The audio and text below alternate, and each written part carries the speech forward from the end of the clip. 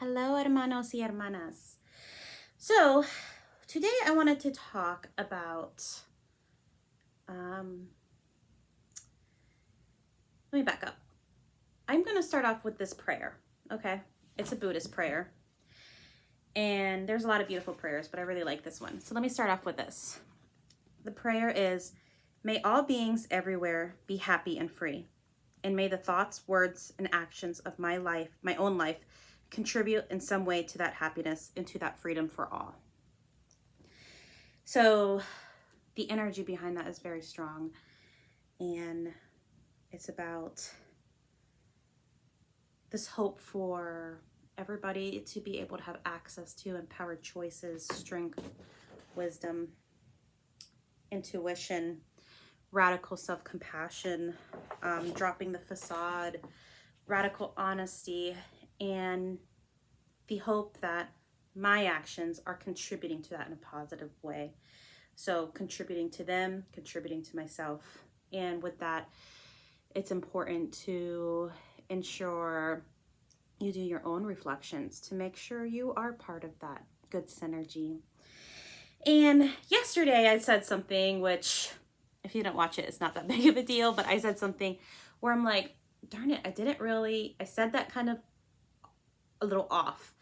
And I am not editing these videos. I am just working on my public speaking and speaking my truth. And I thought about it afterwards. I'm like, I wish I could just edit that out. Or I've seen other YouTubers put like little blurbs of like clarification. So maybe this is just my blurb for clarification, because number one, I don't know how to edit. Number two, I don't know how to do the blurb. And it's just not something right now I'm interested in learning. But anyways, what I said yesterday that I just feel I want to clarify, that it could intentionally or unintentionally sound like tone deaf. I had mentioned that I had worked at a homeless shelter for a few months, for about 4 or 5 months.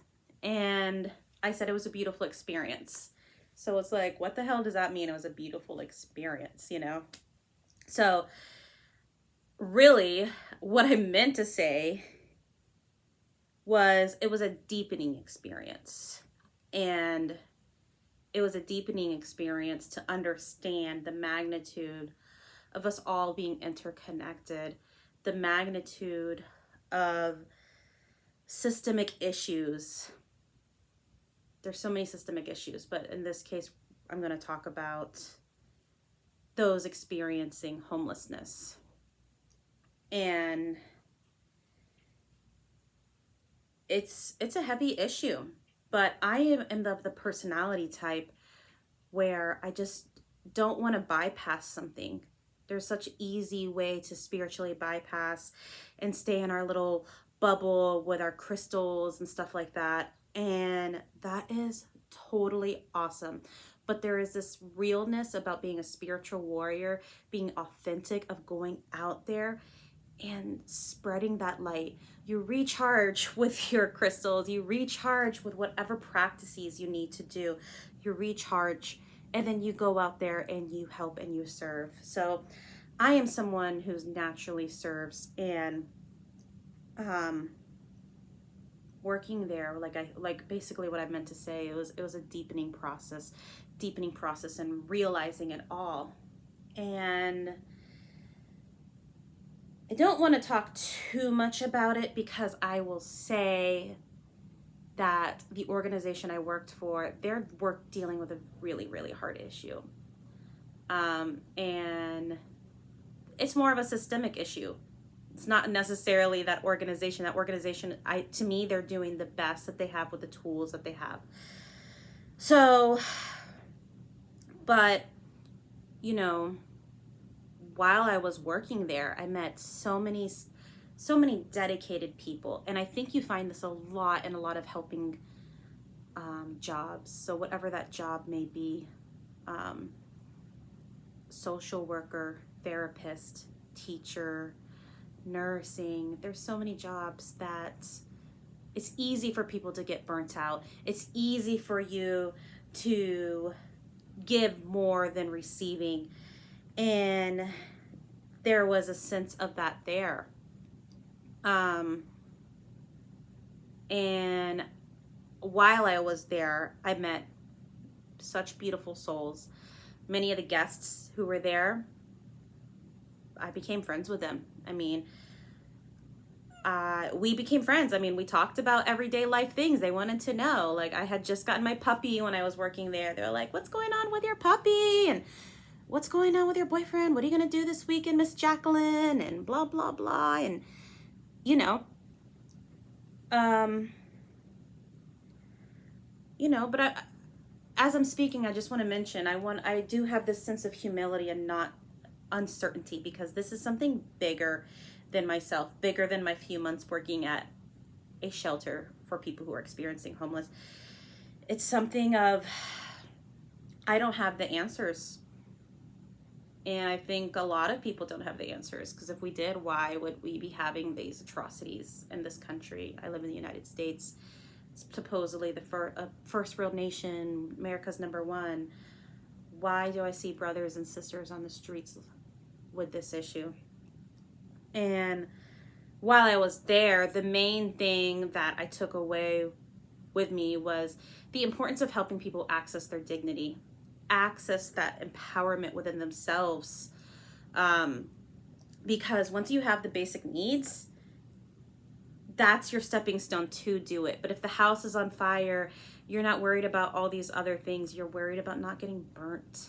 So it's just that compassion for myself, compassion for them, and a love for it all. And, I know that this issue of humans experiencing homelessness is always going to be something that I know I will be in service of. And I knew if I stayed working there, I wouldn't be able to do the impact that I wanted to do from the inside. So I'm out here collecting data, living my life, trying to build myself up so that way I have capacity in the future to give. I don't know what that's going to look like, but I just know I'm always going to have it in my heart. And I'm very grateful for that time, that it taught me the call to action. That's maybe what I was trying to say, that it's when I was saying it was a beautiful experience. It was a beautiful experience that it taught me the call to action. Call to action to preserve my energy, call to action to build up that energy, and call to action to understand collectively what can we do. So I don't really think I have much else to say about that, but I have a video of this one human, and she's super duper awesome. And she started her own business in the form of a nonprofit to feed those experiencing homelessness. And she is just amazing. If you can watch the video, I think it's only like 10-15 minutes.